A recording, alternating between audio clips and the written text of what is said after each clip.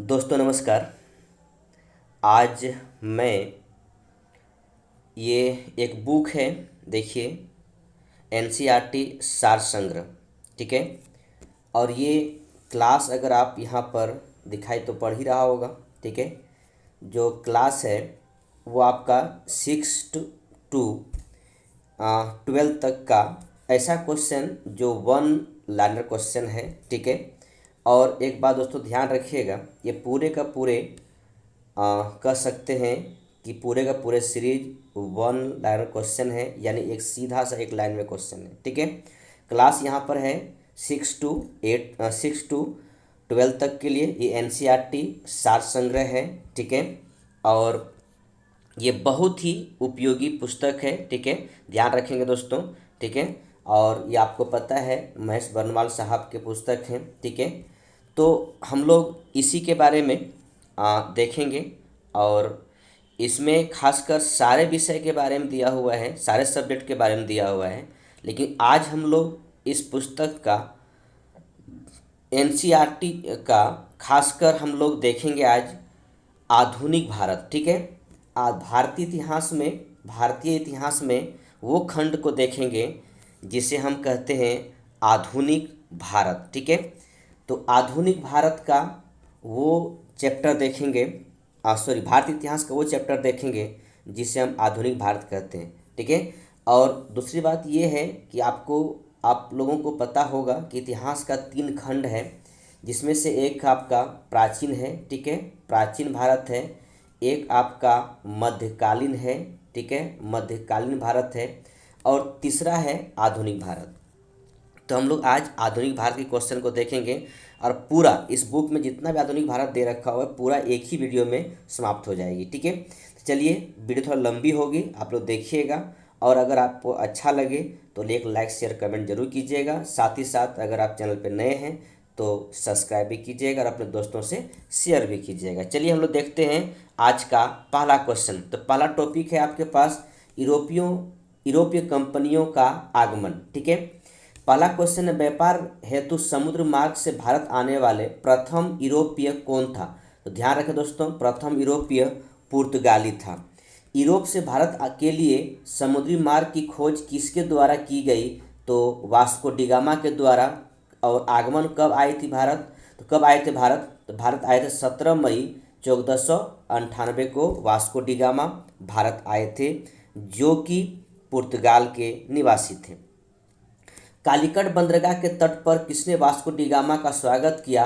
ध्यान रखिएगा, वहाँ के शासक, स्थानीय शासक जिसका नाम जमोरिन, वो जगह में जमोरिन के मतलब उनकी उपाधि कहा जाता है कि वहाँ के शासकों को जमोरिन कहा जाता था। ठीक है। तो वास्को डिगामा सबसे पहले कालीकट बंदरगाह केरल में आए थे। ठीक है।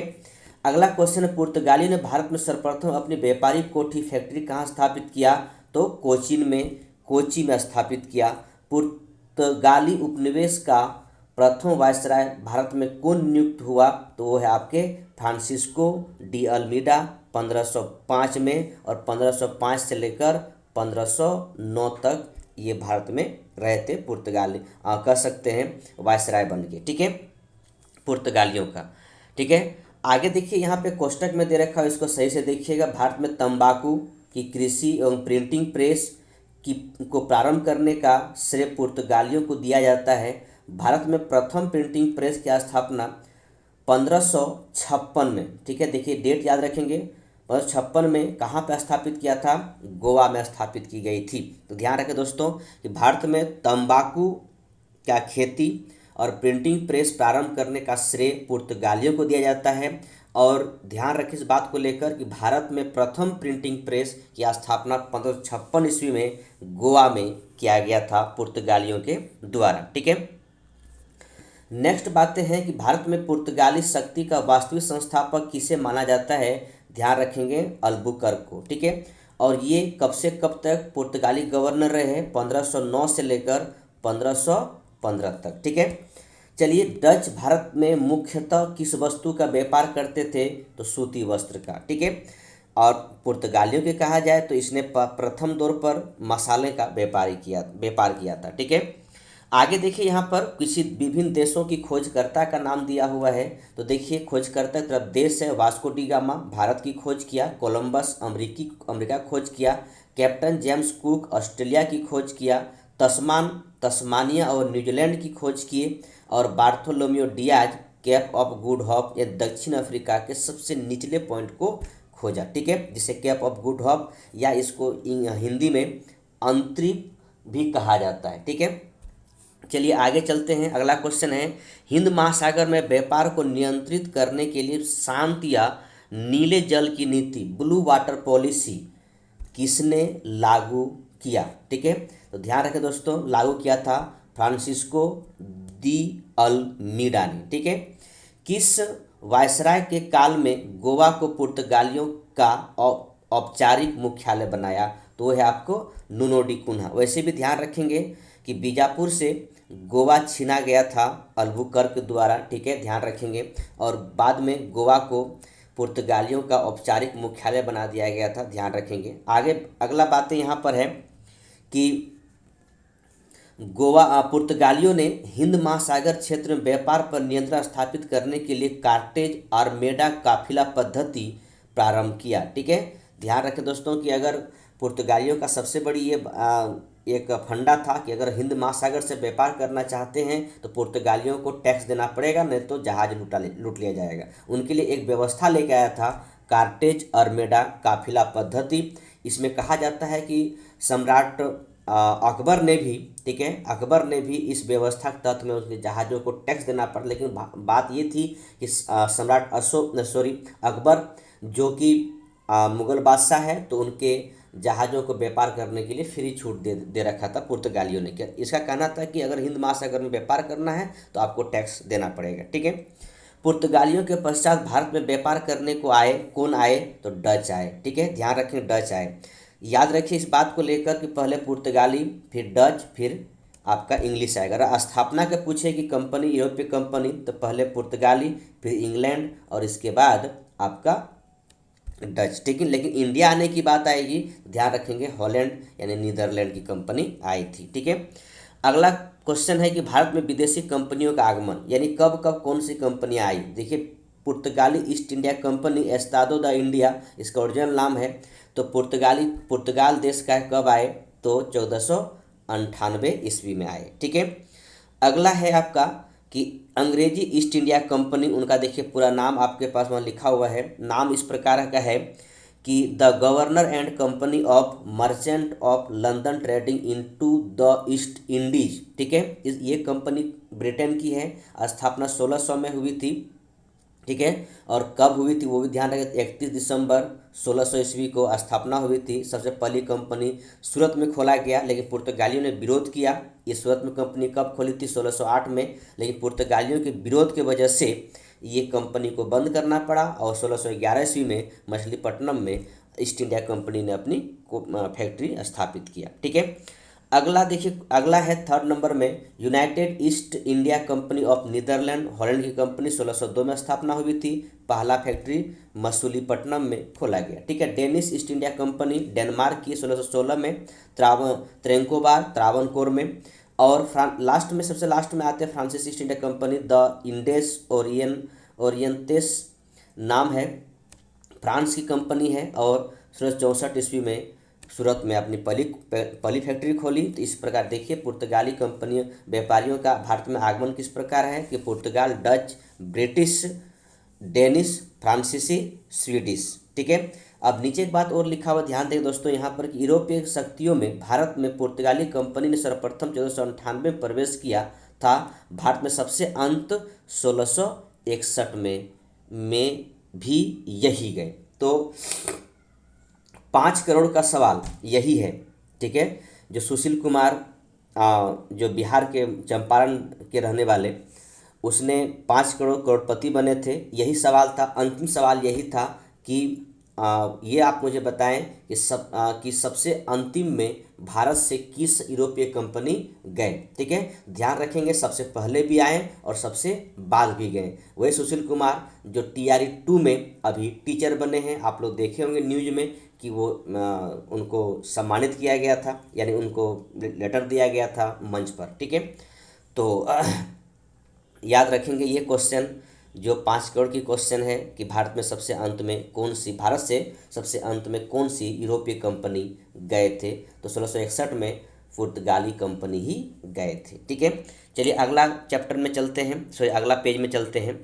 किस यूरोपीय शक्ति द्वारा भारत से मसालों के निर्यात के स्थान पर कपड़ों के निर्यात को प्राथमिकता दी, तो ध्यान रखें दोस्तों, ये किसने दिया था, डचों ने दिया था। ठीक है, डचों ने इसकी प्राथमिकता दिया था। भारत के साथ व्यापार के सर्वप्रथम संयुक्त पूंजी कंपनी किसने आरंभ किया, तो डचों ने किया। वर्ष 1759 में बेदरा के युद्ध, बहुत इंपॉर्टेंट क्वेश्चन है, ध्यान रखेंगे। 1759 में बेदरा के युद्ध में किन दो यूरोपीय शक्तियों ने के मध्य लड़ा गया, तो डच और इंग्लैंड के बीच। ध्यान रखेंगे 1759 में बेदरा के युद्ध में, इससे पहले ध्यान रखें स्वाली के युद्ध में भी पुर्तगालियों को हराया 1612 ईस्वी में। ठीक है, और इसके बाद 1760 ईस्वी में ध्यान रखेंगे वांडीवास के युद्ध में फ्रांसीसियों को हराया इंग्लैंड के द्वारा। तो ध्यान रखेंगे स्वाली का युद्ध, अगर एक बात ध्यान रखिएगा, स्वाली का युद्ध, ठीक है, स्वाली का युद्ध कब हुई थी, तो ये आपका 1612 ईस्वी में हुई थी। इसमें इंग्लैंड की कंपनी ने पुर्तगाली कंपनी को हराया। ठीक है, उसके बाद 1613 ईस्वी में ध्यान रखेंगे जहांगीर ने यूरोपीय कंपनी, खासकर इंग्लैंड की कंपनी को सूरत में फैक्ट्री स्थापित करने को दिया गया। साथ ही साथ इस बात का भी ध्यान रखेंगे, बेदरा के युद्ध में 1759 ईस्वी में डच को इंग्लैंड कंपनी ने हराया, अंग्रेजी कंपनी ने हराया, और डच भी अपने साइड लाइन हुआ। इसके बाद 1760 ईस्वी में जो वांडीवास के युद्ध में इंग्लैंड कंपनी ने फ्रांसीसियों को हराया और फ्रांसीसी को भी साइड लाइन किया। तो यहाँ पर एकमात्र ऐसी कंपनी बच जाती है जो कि इंग्लैंड की कंपनी होगी, और वही हमारे यहाँ पर हमें गुलाम बनाएंगे और बाकी समय तक राज करेंगे। ठीक है, तो अलग अलग युद्ध है, ध्यान रखें। स्वाली का युद्ध 1612 में, बेदरा का युद्ध 1759 में, और वांडीवास का युद्ध 1760 में। ठीक है, चलिए आगे बढ़ते हैं। अगला है, देखिए, लंदन में ब्रिटिश ईस्ट इंडिया कंपनी गठन के समय भारत का सम्राट कौन था, ध्यान रखिएगा, अकबर थे। ठीक है, और इसके अकबर को एक चिट्ठी लिखा गया था जब कंपनी आ रहे थे, लेकिन तब तक अकबर का देहांत हो चुका था। ठीक है, ब्रिटिश सम्राट जेम्स प्रथम के दूत बनकर भारत की व्यापारिक कोठी स्थापित करने उद्देश्य से जहांगीर के दरबार में आने वाले ब्रिटिश नागरिक कौन था, तो कैप्टन हॉकिंस। ध्यान रखें कब आए, 1608 ईस्वी में आए थे। ब्रिटिश ईस्ट इंडिया कंपनी द्वारा भारत में प्रथम अस्थायी कारखाना मसूलीपट्टनम में 1611 में तथा प्रथम अस्थायी कंपनी सूरत में 1613 में स्थापित किया गया था। ठीक है, स्वाली के युद्ध में पुर्तगालियों को हराया। पुर्तगाली जो उमक रहा था, जो बहुत ज़्यादा भाव देखा रहा था कि हम इंग्लैंड कंपनी को नहीं यहाँ पर बसने देंगे सूरत में, 1612 में स्वाली के युद्ध में उसको पटकनिया दिया, पूरी तरह से हराया। तब ये 1613 ईस्वी में सूरत में ईस्ट इंडिया कंपनी, खासकर ब्रिटिश ईस्ट इंडिया कंपनी ने अपनी कंपनी वहाँ पर स्थापित किया सूरत में। ठीक है, अगला है क्वेश्चन कि ईस्ट इंडिया कंपनी के किस अंग्रेज गवर्नर को औरंगजेब द्वारा भारत में निष्कासित किया गया, ध्यान रखेंगे, सर जॉन चाइल्ड को। ठीक है, अगली क्वेश्चन है कि हैमिल्टन द्वारा सफल उपचार के लिए किए जाने के कारण किस मुगल बादशाह द्वारा ईस्ट इंडिया कंपनी के लिए वर्ष 1717 में महाधिकार पत्र जारी किया गया, ध्यान रखेंगे, फर्रुखसियर। ठीक है, फर्रुखसियर के बारे में है कि इसको एक फोड़ा हो गया था, जानलेवा फोड़ा था, अंग्रेज का एक डॉक्टर ने उसको फोड़ा से निजात दिलवाया। और जानबे करते हैं फोड़ा एक ऐसा जगह में होता है जहाँ पे आपको ना सोने देगा, ना बैठने देगा, ना चलने देगा, ना हंसने देगा। ठीक है, तो ये फोड़ा अगर फूट गया, फोड़ा फूट गया तो दर्द भी समाप्त हो गई। तो यहाँ इस फोड़े को इस डॉक्टर ने इसको इलाज करवाए थे, और इसने क्या किया, बंगाल को मात्र, ध्यान रखेंगे, मात्र 3000 रुपया वार्षिक किराए पर या वार्षिक टैक्स पर कह दिया कि आप जाइए और बंगाल पर आप फ्री व्यापार कीजिए। ठीक है, तो इसी को कहते हैं ईस्ट इंडिया कंपनी का मैग्ना कार्टा। ठीक है, जिस फरमान को ध्यान रखिएगा, ईस्ट इंडिया कंपनी का मैग्ना कार्टा, यानी ब्रिटिश ईस्ट इंडिया कंपनी का मैग्ना कार्टा भी कहा जाता है। और फर्रुखसियर को ध्यान रखिएगा,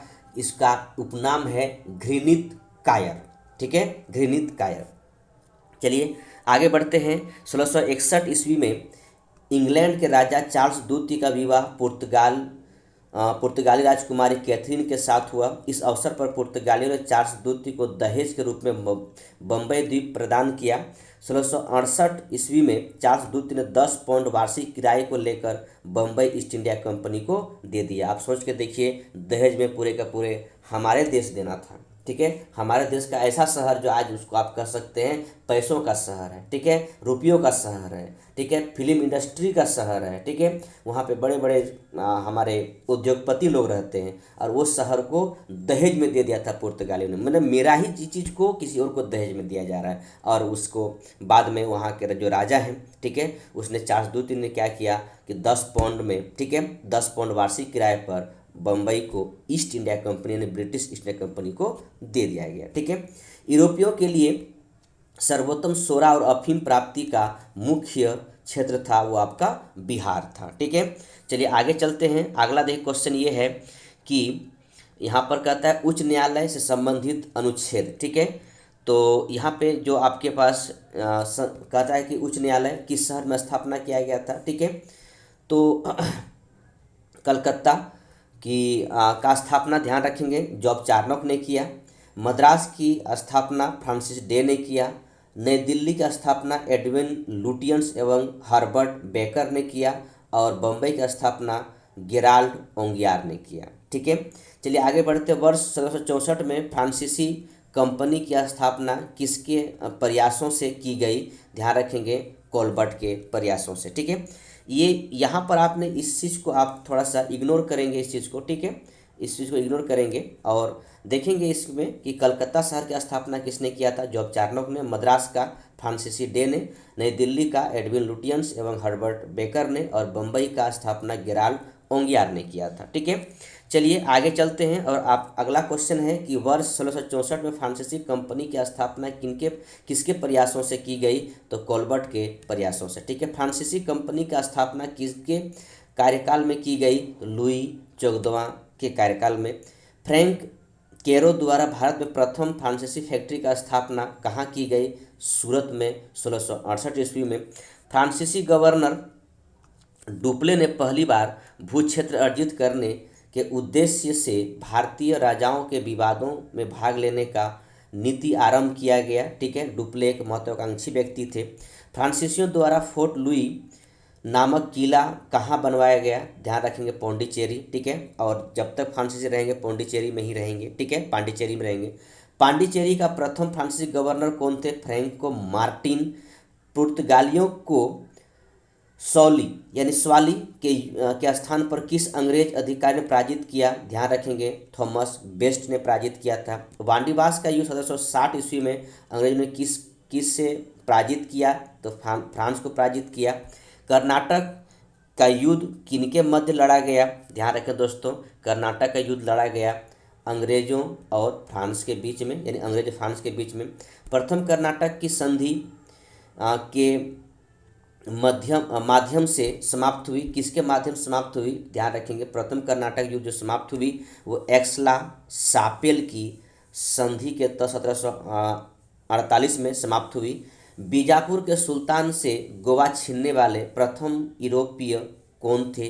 तो ध्यान रखेंगे बीजापुर के सुल्तान से गोवा छीनने वाले प्रथम यूरोपीय अल्बुकर्क थे। ठीक है, जो कि पुर्तगालियों का सेकंड गवर्नर है। अब देखिए यहाँ पर कुछ बातें हैं कर्नाटक युद्ध के बारे में। तो कर्नाटक युद्ध, प्रथम कर्नाटक युद्ध 1746 से 48 के बीच किसके वजह से? ऑस्ट्रिया के उत्तराधिकारी की वजह से एक्सला सापेल की संधि के तहत में समाप्त हुई। परिणाम किया वह अनिर्णित रही। 1749 से 54 के बीच में कर्नाटक के उत्तराधिकारी के युद्ध पौंडीचेरी की संधि से 1755 समाप्त हुई। ब्रिटेन मजबूत स्थिति में था। और 1756 से 63 के बीच में सप्तवर्षीय युद्ध जिसको कहा जाता है एवं औपनिवेशिक कारण था। पेरिस की संधि तो 63 में समाप्त हुई और फ्रांस का पराजय हुआ। इसी बीच में ध्यान रहे 1760 में वांडीवास का युद्ध होता है। ठीक है, और वांडीवास के युद्ध में अंततः फ्रांसीसियों को ब्रिटिश ईस्ट इंडिया कंपनी बुरी तरह से पराजित करते हैं। और फ्रांसीसियों को जब तक फ्रांसीसी यहाँ रहेंगे इंडिया में, भारत में, तो उनको पौंडीचेरी में ही रहना होगा। ध्यान रखिएगा। ठीक है, उसको पैक कर दिया गया फ्रांसीसियों को। ठीक है, किसके द्वारा? तो अंग्रेजों के द्वारा। ठीक है, अंग्रेजी कंपनी का नाम क्या था? Governor and company. Of merchants of London trading into the east Indies. ध्यान रखें, बहुत बड़ा नाम है और इस क्वेश्चन पूछा हुआ क्वेश्चन है। एक बार यूपीपीसीएस के क्वेश्चन में उत्तर प्रदेश लोक सेवा आयोग में ये क्वेश्चन पूछा हुआ था कि अंग्रेजी ईस्ट इंडिया कंपनी का नाम क्या है, तो उसका नाम है governor and company of merchants of London trading into the east Indies रखा गया। ठीक है, अगला अगला चैप्टर है, देखिए ईस्ट इंडिया कंपनी और बंगाल के नवाब। ठीक है, तो मुगल सम्राट द्वारा स्वतंत्र रूप से नियुक्त बंगाल के अंतिम गवर्नर कौन है, तो मुर्शिद कुली खान। ठीक है, तो ध्यान रखें दोस्तों इस बात को लेकर, मुर्शिद कुली खान मुगल सम्राट द्वारा स्वतंत्र रूप से नियुक्त किए जाने वाले बंगाल के अंतिम गवर्नर है। तो कब से कब नियुक्त किया गया था, देखिए 1717 से 1727। ठीक है, मुर्शिद कुली खान ने अपनी राजधानी ढाका से कहाँ स्थानांतरित किया, तो मुर्शिदाबाद किया। बंगाल के किस नवाब ने यूरोपियों की तुलना मधुमक्खियों से की थी, तो अलीवर्दी खान ने किया था। ध्यान रखें दोस्तों इस बात को लेकर कि कहा गया था अलीवर्दी खान के द्वारा कि अंग्रेज एक मधुमक्खी के छत्ते की तरह है कि अगर आप उसको छेड़ेंगे नहीं तो वो शहद देगी और छेड़ेंगे तो काट काट के खा जाएंगे। ठीक है, 20 जून 1756 को प्रसिद्ध ब्लैक हॉल घटना बंगाल के किस नवाब के शासनकाल में हुआ, वो होगा आपको सिराजुद्दौला सिराज के शासनकाल में। ठीक है, 9 फरवरी 1757 को अलीनगर की संधि किसके मध्य संपन्न हुई, तो ये रॉबर्ट क्लाइव और सिराजुद्दौला के मध्य संपन्न हुई थी। ठीक है, ध्यान रखें दोस्तों इस बात को लेकर, ब्लैक हॉल की घटना ध्यान रखेंगे कि ये बंगाल की है, कलकत्ता की है, सिराजुद्दौला के समय की घटना है, अलीवर्दी की नाती है सिराजुद्दौला।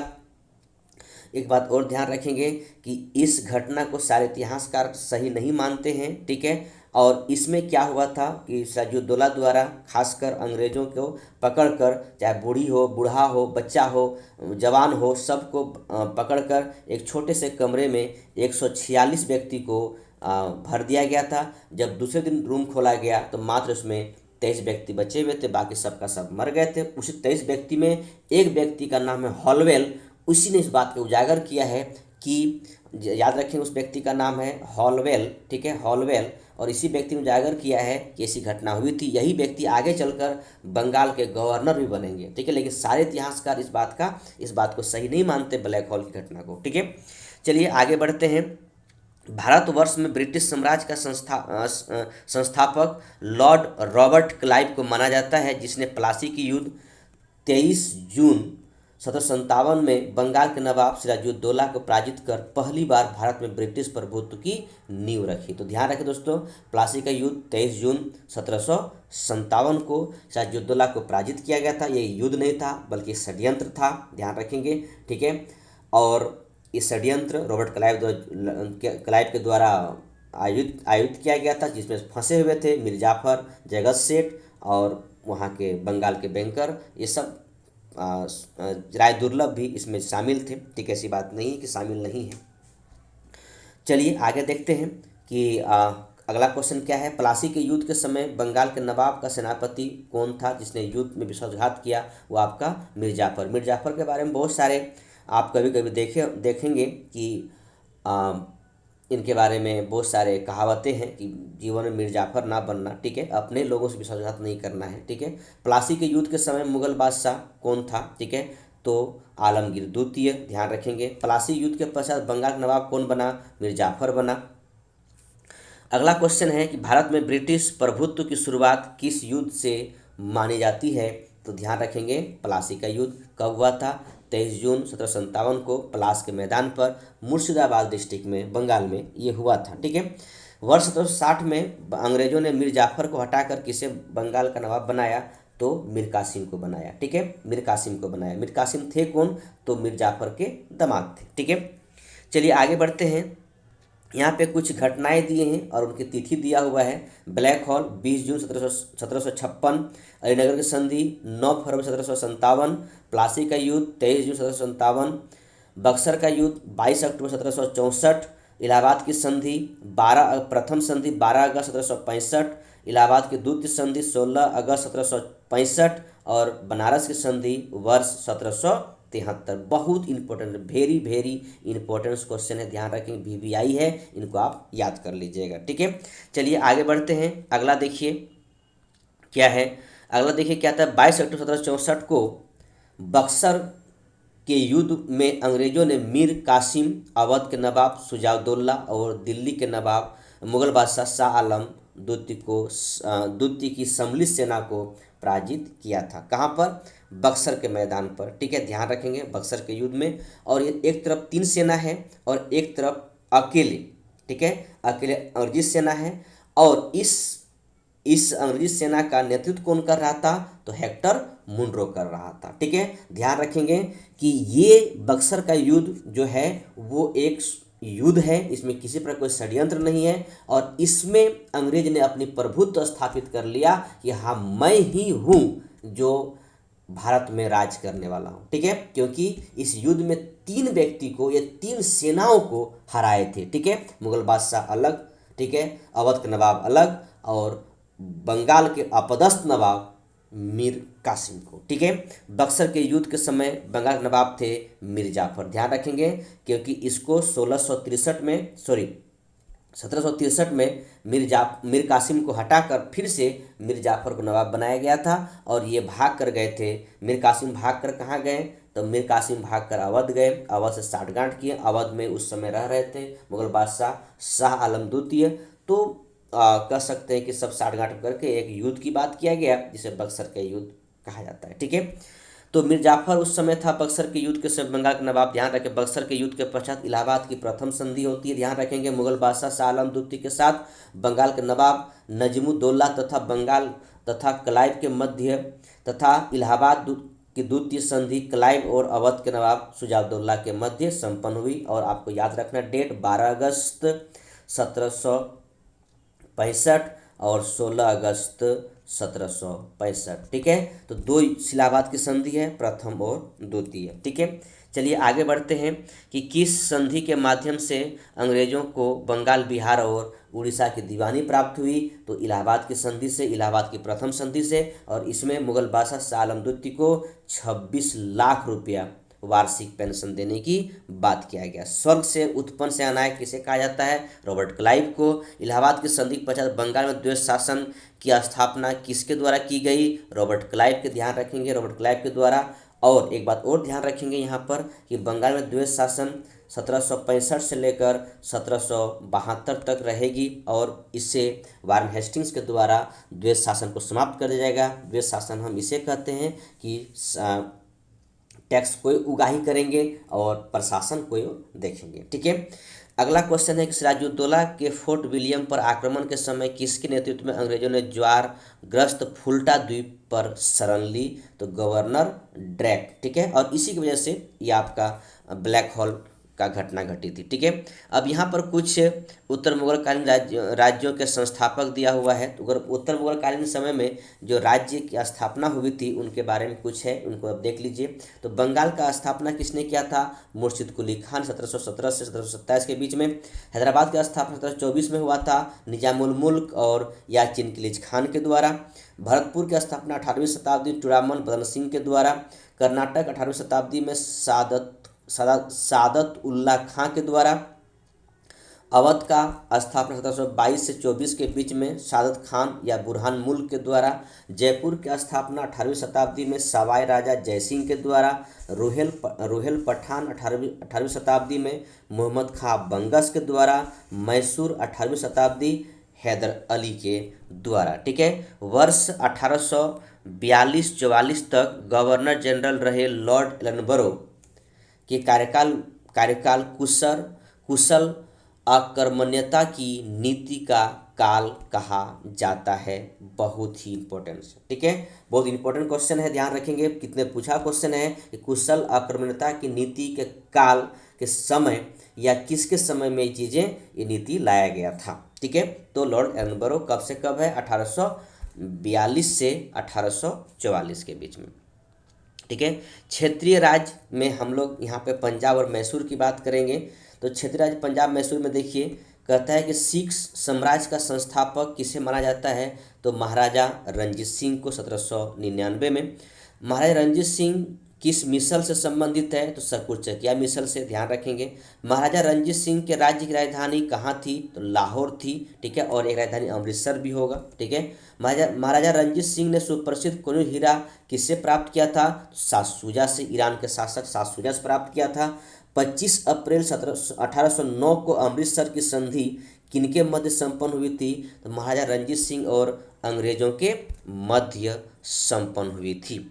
महाराजा रणजीत सिंह एक धर्मनिरपेक्ष शासक थे, इसलिए उन्होंने कहा था कि ईश्वर की इच्छा थी कि मैं सब धर्मों को एक निगाह से देखूं, इसलिए उसने दूसरी आंख की रोशनी ले ली। कहने का मतलब है रणजीत सिंह का एक आंख सही नहीं था, एक आंख से अंधे थे और एक आंख से देखते थे, तो इसलिए कहा, इसने अपना एक बात कहे कि हम सभी धर्मों को एक निगाह से देखेंगे, इस वजह से हमें ईश्वर ने एक आंख हमसे छीन लिया, ठीक है।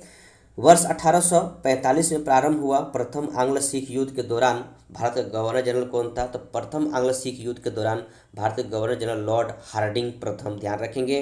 प्रथम आंग्ल सिख युद्ध किस संधि द्वारा समाप्त हुई, तो लाहौर की संधि के द्वारा समाप्त हुई। महाराजा रणजीत सिंह का उत्तराधिकारी कौन था, खड़ग सिंह। सिख संप्रदाय के अंतिम शासक दलीप सिंह, ध्यान रखिएगा, ठीक है। चलिए आगे चलते हैं। आगे कुछ संधि के बारे में दिया हुआ है, इन संधियों को सही तरह से देखिए। पुरंदर की संधि 1665 में, बड़गांव की संधि 1779 में, सालबाई की संधि 1782 में, देवगांव की संधि 1803 में, सुरजी अर्जुन गांव की संधि 1803 में, पूना की संधि 1817 में, लाहौर की संधि 1846 में, अमृतसर की संधि 1809 ईस्वी में, ठीक है। चलिए आगे बढ़ते हैं। द्वितीय आंग्ल सिख युद्ध किस गवर्नर जनरल के कार्यकाल में हुआ, ध्यान रखेंगे, ये हुआ लॉर्ड डलहौजी के समय में। 13 जनवरी 1849 को हुए चिलियावाला युद्ध में अंग्रेजी सेना का नेतृत्व किसके द्वारा किया गया, तो लॉर्ड गफ के द्वारा, ठीक है। वर्ष 1849 में हुए ब्रिटिश साम्राज्य में सिख साम्राज्य के विलय के दौरान भारत का गवर्नर जनरल कौन था, तो लॉर्ड डलहौजी थे, ठीक है। स्वतंत्र राज्य के रूप में मैसूर की स्थापना किसके द्वारा स्थापित की गई, तो हैदर अली के द्वारा की गई थी, ठीक है। स्वतंत्र राज्य के रूप में मैसूर की स्थापना किसके द्वारा किया गया था, तो हैदर अली के द्वारा किया गया था। रणजीत सिंह ने किस मिसल से लाहौर और अमृतसर प्राप्त किया था, तो ध्यान रखेंगे उस मिसल का नाम है भंगी मिसल, ठीक है।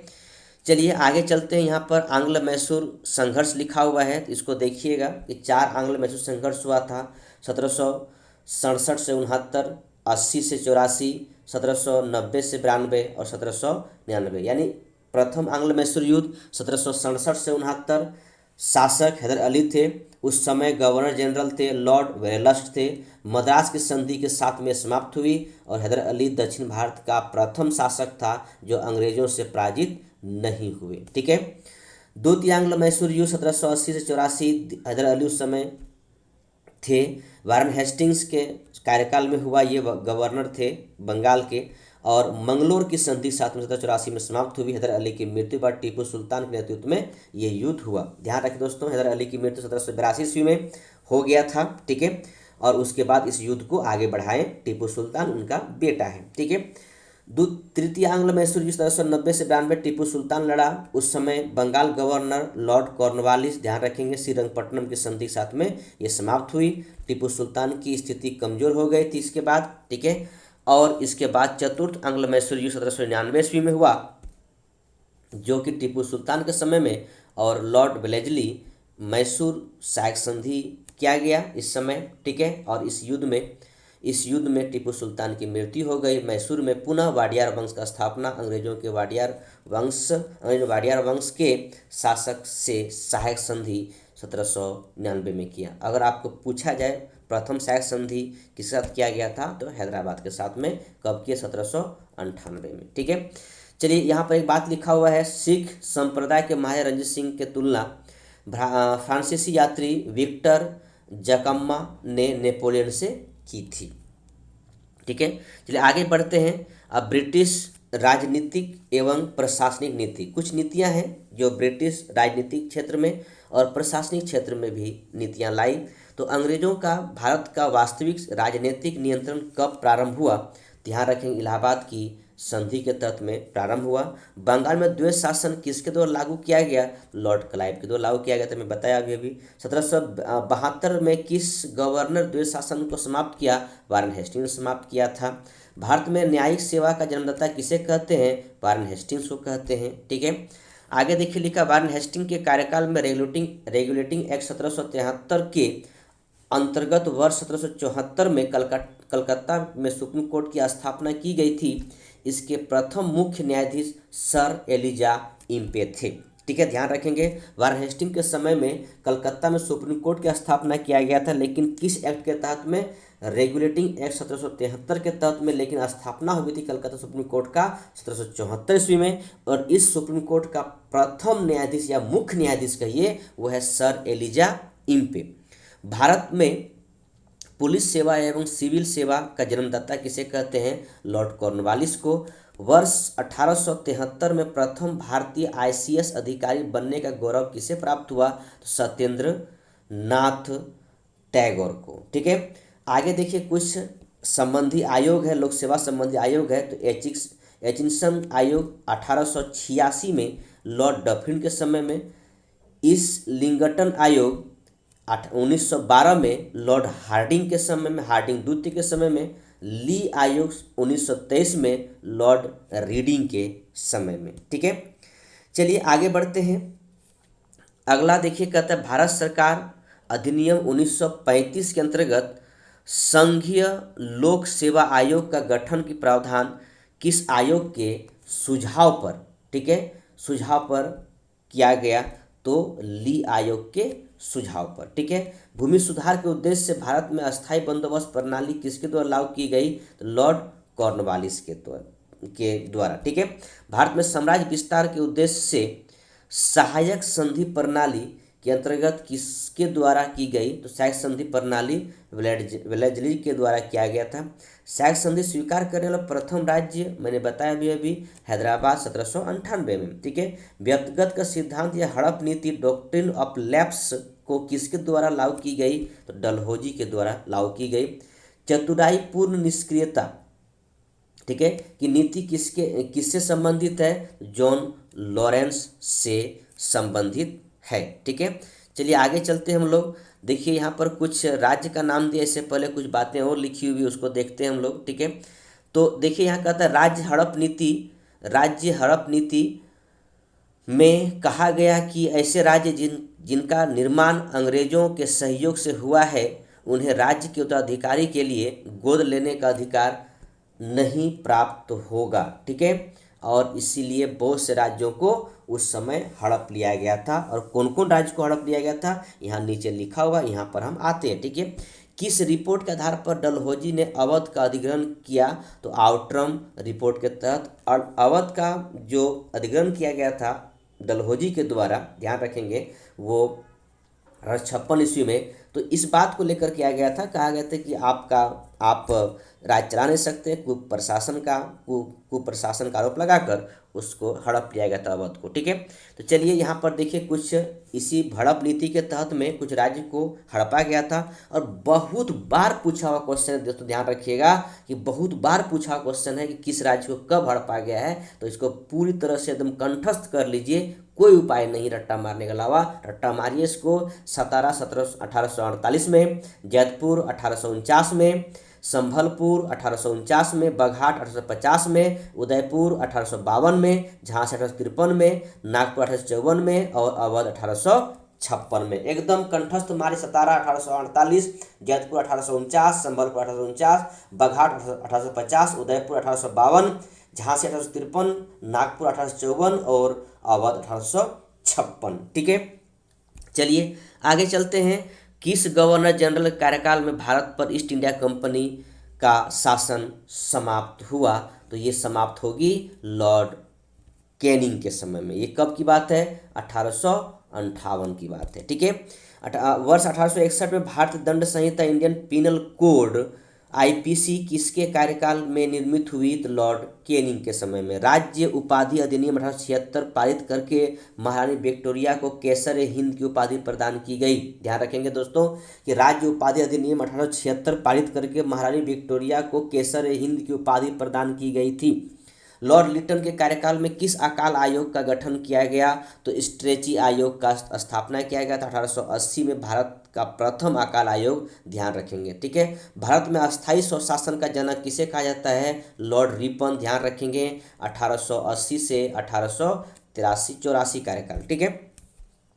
इलाहाबाद की संधि के पश्चात रॉबर्ट क्लाइव ने मुर्शिदाबाद का उपदीवान किसे घोषित किया गया था? तो मोहम्मद रजा खान को घोषित किया गया था। और अगर आपको देखा जाए कि बिहार का उपदीवान किसे घोषित किया गया था? तो सीताब राय को। और उड़ीसा का दीवान किसे घोषित किया गया था? तो राय दुर्लभ को, ठीक है।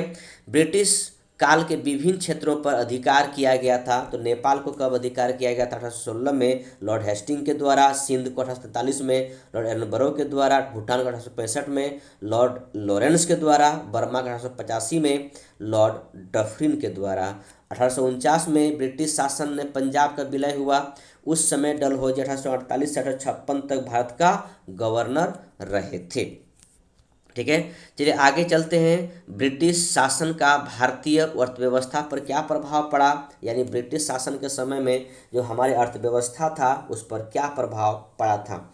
धन निष्कासन का सिद्धांत, ड्रेन ऑफ वेल्थ थ्योरी का प्रतिपादन किसके द्वारा किया गया? दादा भाई नौरोजी के द्वारा किया गया। वर्ष 1892 में लिबरल पार्टी का टिकट पर ब्रिटिश हाउस ऑफ कॉमन्स में चुने जाने वाले पहले भारतीय कौन थे? दादा भाई नौरोजी थे।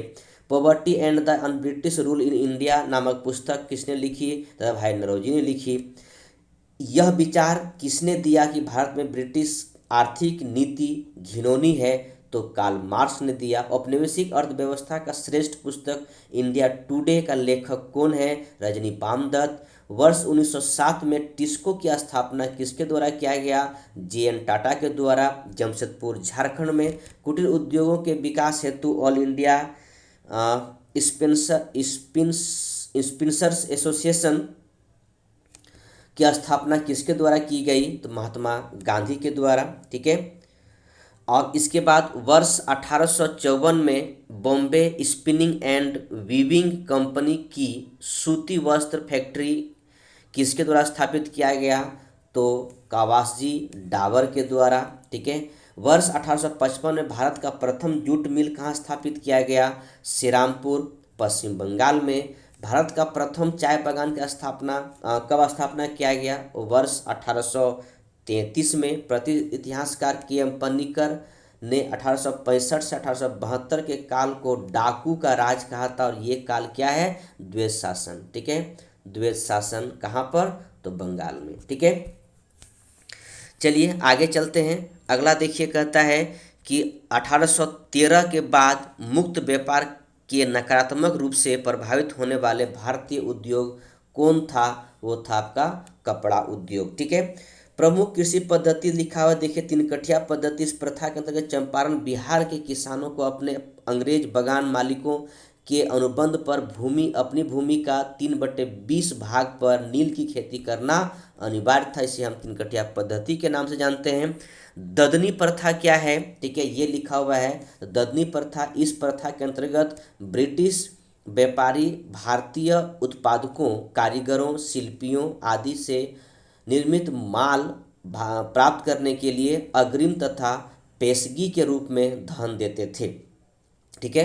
कहने का मतलब है कि आपको पहले रुपया दिया जाएगा, फिर इसके बाद में माल लिया जाएगा, ठीक है। अगले चीज़ें यहाँ पर है कि ब्रिटिश कालीन भू राजस्व व्यवस्था में 3 प्रकार की बातें हैं। अस्थायी बंदोबस्त, रैयतवाड़ी व्यवस्था, महलवाड़ी व्यवस्था। तो अस्थायी बंदोबस्त लॉर्ड कॉर्नवालिस के समय में, ध्यान रखेंगे। रैयतवाड़ी का जनक का आप कह सकते हैं टॉमस मुनरो, ठीक है। और महलवाड़ी को हॉल्ट मैकेंजी, ठीक है। अब ये ध्यान रखें दोस्तों कि रैयतवाड़ी व्यवस्था कहाँ पे लागू था? तो बिहार, बंगाल, उड़ीसा, उत्तर प्रदेश, बनारस, उत्तरी कर्नाटक में था। और ये भारत का समस्त ब्रिटिश भारत का 19% भाग पर था। भू अधिग्रहण सदैव के लिए जमींदार को दिया गया था, ठीक है। और ब्रिटिश सरकार को राजस्व देने की जिम्मेदारी जमींदार को ही था, ठीक है। अगर रैयतवाड़ी को देखा जाए तो बॉम्बे, मद्रास, असम में समस्त ब्रिटिश भारत का 51% जमीन पर भूमि का मालिक किसान को बना दिया गया, ठीक है। और ब्रिटिश सरकार को राजस्व देने की जिम्मेदारी किसको दी गई? तो किसानों को दिया गया, ध्यान रखेंगे। और कर की रेट क्या था, 33% से लेकर 55% तक था, ठीक है। अब यहाँ पर क्या है कि अब यहाँ पर एक है आप महलबाड़ी व्यवस्था, जो कि आपको पता है ये उत्तर प्रदेश, मध्य प्रांत और पंजाब में था। समस्त ब्रिटिश भारत का 30% जमीन पर था। भूमि पर गांव का अधिकार था, ठीक है। और ब्रिटिश सरकार का राजस्व देने के जिम्मेदारी समस्त गांवों के मुखियाओं को दिया गया था। और कर का दर क्या था, तो 60% कर का दर था। सोच के देखिए इससे क्या होगा, इससे क्या प्रभाव पड़ा किसानों के ऊपर में, ध्यान रखिए प्रभाव पड़ा। पारंपरिक अर्थव्यवस्था का विघटन हुआ, कृषकों को दरिद्रता मतलब निर्धन हुआ, कृषकों में ठहराव तथा अवनति आई, और पुराने जमींदारों के उन्मूलन तथा नए जमींदारों का उदय हुआ, और कृषि का वाणिज्यीकरण हो गया। यानी ऐसी फसल की हम रोपने की बात करेंगे जो बेचने की बात करते हैं, ठीक है। वह कौन सी वृहस्पति व्यवस्था थी जो सर्वाधिक ब्रिटिश क्षेत्र में लागू था, आपको बताया भी। रैयतवाड़ी व्यवस्था, जमींदारी व्यवस्था आपको पता है 19% पर, रैयतवाड़ी व्यवस्था 51% पर, और महलबाड़ी व्यवस्था बाकी 30% पर, ठीक है। चलिए आगे चलते हैं। अस्थायी बंदोबस्त, परमानेंट सेटलमेंट का सिद्धांत किससे संबंधित है, तो ध्यान रखेंगे भू राजस्व निर्धारण से, ठीक है। भारत में रेलवे का जनक किसे कहते हैं, लॉर्ड डलहौजी को भारत में रेलवे का जनक कहा जाता है। डलहौजी के प्रयत्नों के कारण ही महाराष्ट्र में सन 1853 में बम्बई से थाने तक प्रथम रेल चलाई गई थी, ठीक है। तो कब चली थी, यहाँ पर कहाँ से कहाँ तक, बम्बई से थाने के बीच में, ठीक है। गवर्नर जनरल वारेन हेस्टिंग्स ने इजारादारी प्रथा, फार्मिंग सिस्टम की प्रारंभ राजस्व की वसूली के लिए किया गया था। फार्मिंग सिस्टम आपसे पूछे तो वारेन हेस्टिंग्स का नाम लेना है, ठीक है। चलिए आगे चलते हैं। अब यहाँ पर सिपाही विद्रोह की बात किया जाए, 1857 की क्रांति की बात किया जाएगा, ठीक है।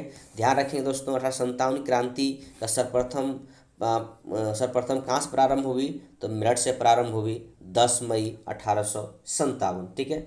34वीं रेजिमेंट के सिपाही मंगल पांडे के किस स्थान पर विद्रोह किया था, ध्यान रखेंगे बैरकपुर में। और ये याद रखिएगा, ये रेजिमेंट का नाम याद रखिएगा, ठीक है। बैरकपुर बंगाल में है। वर्ष 1857 के स्वाधीनता संग्राम का प्रतीक क्या था, तो प्रतीक था कमल और रोटी। वर्ष 1857 का विद्रोह का तत्कालीन कारण क्या था, तत्कालीन कारण था एनफील्ड राइफल में चर्बी वाले कारतूसों का प्रयोग, ठीक है।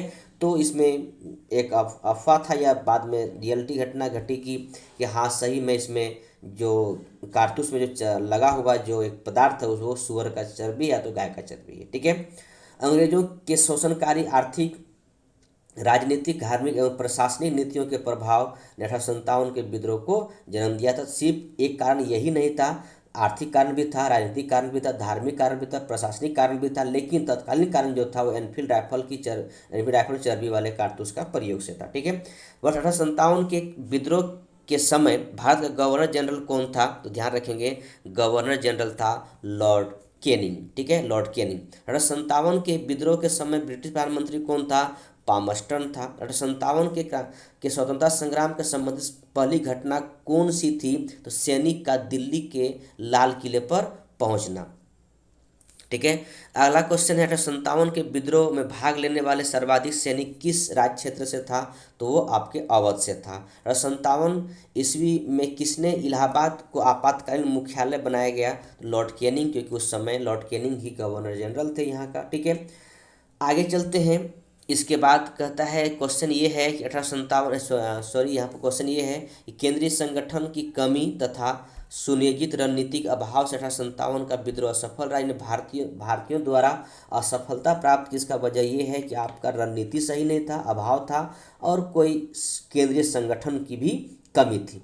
लखनऊ में 1857 की क्रांति का नेतृत्व किस महिला ने की, ध्यान रखिएगा बेगम हजरत महल, ये अवध के अंतिम नवाब वाजिद अली शाह की पत्नी है, ठीक है। अगला क्वेश्चन है 1857 ईस्वी के स्वाधीनता संघर्ष में मुख्य भूमिका निभाने वाली रानी लक्ष्मीबाई का जन्म कहाँ हुआ था, तो वाराणसी में हुआ था। रानी लक्ष्मीबाई की अंतिम युद्ध में किसने पराजित किया, तो कैप्टन हीरोज ने पराजित किया, ध्यान रखेंगे। और अगर आपसे पूछा जाए कि 1857 के युद्ध के बाद रानी लक्ष्मी की जो वीरगति प्राप्ति होती है तो उनका कब्र कहाँ है, तो ध्यान रखें कब्र उनका ग्वालियर में है। ठीक है। अगला क्वेश्चन, असम में 1857 क्रांति का नेता कौन थे, ध्यान रखेंगे नेता थे दीवान मनीराम दत्त। फैजाबाद से विद्रोह कर रहे किस क्रांतिकारी को पकड़ने के लिए अंग्रेजों ने 50,000 रुपये का इनाम रखा, तो एकमात्र ऐसे नेता है जिसे 50,000 का इनाम रखा था, वो है मौलवी अहमदुल्ला। ठीक है। कानपुर से विद्रोह का नेतृत्व कर रहे नाना साहब ने किसे अपना सेनापति नियुक्त किया, तो ध्यान रखेंगे तात्या टोपे, जिसका ओरिजिनल नाम रामचंद्र पांडुरंग था। ठीक है। और नाना साहब का ओरिजिनल नाम धोंदू पंत। ठीक है। अगला क्वेश्चन है, 57 के विद्रोह के दौरान मुगल बादशाह बहादुर शाह जफर ने किसे अपना सेनापति नियुक्त किया था, सेनापति नियुक्त किया था बख्त खान को। ठीक है। 57 क्रांति के दमन के पश्चात भारतीय फौज के नव संगठन से संबंधित कमीशन, ध्यान रखेंगे पील कमीशन। ठीक है। और 57 का जब विद्रोह हुआ उसके बाद एक कमीशन का आयोजन किया गया कि भारतीय फौज में कितने भारतीय होगा, कितने विदेशी होगा, अंग्रेज होगा, इनके साथ साथ में किसे फौज में लेना है, इसके लिए एक कमीशन बनाया गया था, पील कमीशन। ठीक है। चलिए आगे चलते हैं। यहाँ पर देखिए सबके बारे में दिया हुआ है कि कौन कहाँ से लड़ा था। ठीक है। विद्रोही नेता कौन थे, कब हुआ था। ठीक है। ठीक है। और इसको दमन किसने किया था, इस आंदोलन को। ठीक है। तो ये पूरी घटनाक्रम को हम लोग देखते हैं। इसे आपको जरूर याद करना पड़ेगा, क्योंकि बिना याद किए कोई संभव नहीं है। ठीक है। चलिए यहाँ पर दिल्ली में बहादुर शाह द्वितीय, जिस जफर के नाम से भी जानते हैं, बख्त खान का नेतृत्व किया था। ठीक है। कब शुरुआत होगी, 11 मई 1857 को, और निकलसन और हडसन इसको दमन किया था दिल्ली के विद्रोहियों को। ठीक है। लखनऊ बेगम हजरत महल उनका बेटा है बिरजिस कादिर। 4 जून 1857 को इस शुरुआत हुई वहाँ पर, और कोलिन कैंपवेल ने इसे दमन किया, इस विद्रोह को। झांसी ग्वालियर रानी लक्ष्मीबाई तात्या टोपे, 4 जून 1857 को इसको दमन किया जनरल ह्यूरोज ने। कानपुर नाना साहब तात्या टोपे सैन्य नेतृत्व किया था, 5 जून 1857 कोलिन कैंपवेल। इलाहाबाद लियाकत अली, 6 जून 1857 को कर्नल नील के द्वारा। फैजाबाद मौलवी अहमदुल्ला, जून 1857 को कर्नल नील के द्वारा। जगदीशपुर कुंवर सिंह अमर सिंह, 12 जून 1857 विलियम टेलर एवं विसेंट आयर के द्वारा दमन किया गया। बरेली खान बहादुर खान, जून 1857 विसेंट आयर के द्वारा। और फतेहपुर अजीमुल्ला 1857 जनरल रेनॉल्ड के द्वारा। ठीक है। 1857 के विद्रोह के समय बहादुर शाह जफर थे। 1857 के विद्रोह के समय मुगल शासक बहादुर शाह जफर थे। इन्हें इस विद्रोह का अखिल भारतीय नेता माना गया था। ठीक है। याद रखें 1857 विद्रोह के समय मुगल बादशाह जो था वो बहादुर शाह जफर थे। इस विद्रोह का अखिल भारतीय नेता कहा जाता है। ठीक है। चलिए कुछ बातें फिर यहाँ पर है जो कि इसको जानते हैं। वर्ष 1857 के विद्रोह के दमन के पश्चात भारत शासन अधिनियम 1858 पारित किया गया। इसके पश्चात से भारत का शासन ईस्ट इंडिया कंपनी के हाथों में चली गई और ब्रिटिश क्राउन के हाथों में चला गया। ठीक है।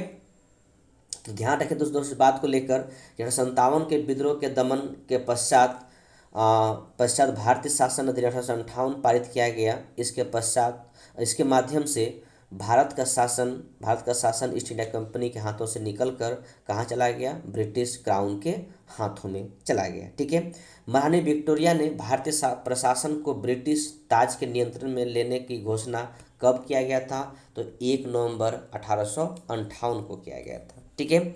वर्ष 1857 के विद्रोह के दमन के पश्चात भारतीय सेना का पुनर्गठन के लिए किस आयोग का गठन किया गया, तो आपका आयोग है पील आयोग का गठन किया गया था। वर्ष 1858 के भारत शासन अधिनियम के द्वारा किसे भारत का प्रथम वायसराय चुना गया, तो लॉर्ड कैनिंग को, ध्यान रखेंगे।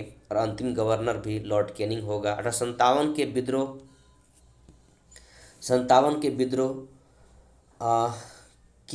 में कौन सा शायर अंग्रेजों का आलोचक था, वो थे मिर्जा गालिब। भारत के शिक्षित मध्य वर्ग तथा जमींदारों ने 1857 के विद्रोह में तटस्थता बनाए रखी। यानी ध्यान रखेंगे कि भारत का शिक्षित जो मध्य वर्ग था, जो अंग्रेजी पढ़ चुका था, अब बहुत से जमींदारों ने विद्रोह में तटस्थता बनाए रखे, यानी दूरी बनाए रखा। एक बार तो कैनिंग ने कहे भी थे कि अगर भारतीय जमींदार हमें साथ नहीं देते तो बोरिया बिस्तर बांध के हमको यहाँ से जाना पड़ता 1857 के समय में, ठीक है। तो बहुत सारे यहाँ के जमींदारों ने भी साथ दिया था अंग्रेजों का, ठीक है। 1857 के विद्रोह कारण पर भारतीय भाषा में लिखने वाले प्रथम भारतीय कौन थे, ध्यान रखेंगे, तो सर सैयद अहमद खान, ठीक है। क्या क्वेश्चन है, क्वेश्चन ये है 1857 के विद्रोह के कारणों पर भारतीय भाषा में लिखने वाले प्रथम भारतीय कौन थे, सर सैयद अहमद खान। 1857 के विद्रोह में बिहार का नेतृत्व जगदीशपुर के जमींदार वीर कुंवर सिंह के द्वारा किया गया था। बीपीएससी का एक पैटेंट क्वेश्चन है, ध्यान रखिएगा, पूछेगा। 1857 के स्वतंत्रता संग्राम में किस राजवंश ने अंग्रेजों की सर्वाधिक सहायता की, वो आपका ग्वालियर के सिंधिया। मैंने अभी बोल रहा था कि अंग्रेजों को सहायता भी किया था बहुत से हम राजवंशों ने। जब ये विद्रोह हो रहा था तो किसने सहायता किया, तो ग्वालियर के सिंधिया ने सहायता किया था, ठीक है। चलिए इसके बारे में कुछ सिपाही विद्रोह के बारे में कुछ पुस्तक है, इस पुस्तक को याद रखेंगे, ठीक है। कुछ पुस्तक ये है the great rebellion, Ashok Mehta ने लिखा। First war of independence, Veer Damodar Savarkar, BD. Savarkar ने लिखे। 1857 एस.एन. सेन ने लिखे। Sepoy mutiny and the revolt of 1857, RC. Majumdar. History of Indian mutiny, TR. Holmes. Rebellion 1857, PC. Joshi. Causes of the Indian revolt, sir Syed Ahmed Khan, ठीक है। ये सब बातें याद रखें, सारे पुस्तक का नाम है, ठीक है। ये सब याद रखना पड़ेगा आपको, ठीक है। चलिए कुछ बातें और यहाँ पर है, उसको भी देखते हैं। 1857 के बारे में ही क्वेश्चन है, किसने 1857 के विद्रोह को स्वतंत्रता की पहली लड़ाई कहा था, वो कहे थे बी.डी. सावरकर ने। 1857 के विद्रोह को एक षड्यंत्र संज्ञा किसने दिया था, sir James Outram and W Taylor ने, ठीक है। तथाकथित प्रथम राष्ट्रीय स्वतंत्रता संग्राम ना प्रथम, ना राष्ट्रीय और ना ही स्वतंत्रता संग्राम था, यह कथन किसका है, तो आर.सी. मजूमदार का है, ठीक है। भारतीय स्वाधीनता आंदोलन का सरकारी इतिहासकार कौन था, ध्यान रखें दोस्तों, ये थे एस.एन. सेन थे, ठीक है। चलिए आगे बढ़ते हैं। अगला क्वेश्चन आपके पास 1857 पर आधारित प्रमुख मत क्या है, तो यहाँ पे कुछ मत इतिहासकार दिए हैं, अपने अपने मत व्यक्त किए हैं। तो डॉक्टर एस.एन. सेन ने क्या मत दिया था, जो कुछ धर्म के लिए लड़ाई के रूप में प्रारंभ हुआ वो स्वतंत्रता संग्राम के रूप में समाप्त हुई, ठीक है, यह हुआ। अशोक मेहता ने कहा 1857 ईस्वी के विद्रोह का स्वरूप राष्ट्रीय था, ठीक है। बी.डी. सावरकर ने कहा 1857 ईस्वी का विद्रोह एक सुनियोजित राष्ट्रीय स्वतंत्रता संग्राम था, इनका मत है। Doctor RC. मजूमदार ने कहा तथाकथित प्रथम राष्ट्रीय संग्राम ना तो प्रथम, ना ही राष्ट्रीय और ना ही स्वतंत्रता संग्राम था, ठीक है। सर जॉन लॉरेंस ने कहा कि ये पूर्णतः सिपाही विद्रोह था। बेंजामिन डिज़रायली ने कहा 1857 का विद्रोह एक राष्ट्रीय विद्रोह था। पी. रॉबर्टसन ने कहा 1857 का विद्रोह केवल एक सैनिक विद्रोह था जिसका तत्कालीन कारण चर्बी वाला कारतूस था। टी.आर. होम्स ने कहा कि यह सभ्यता बर्बरता के संघर्ष था। W Taylor and James Outram ने कहा यह अंग्रेजों के विरुद्ध हिंदू मुसलमानों का षड्यंत्र था। और रीज ने कहा यह ईसाई धर्म के विरुद्ध एक धार्मिक युद्ध था, ठीक है।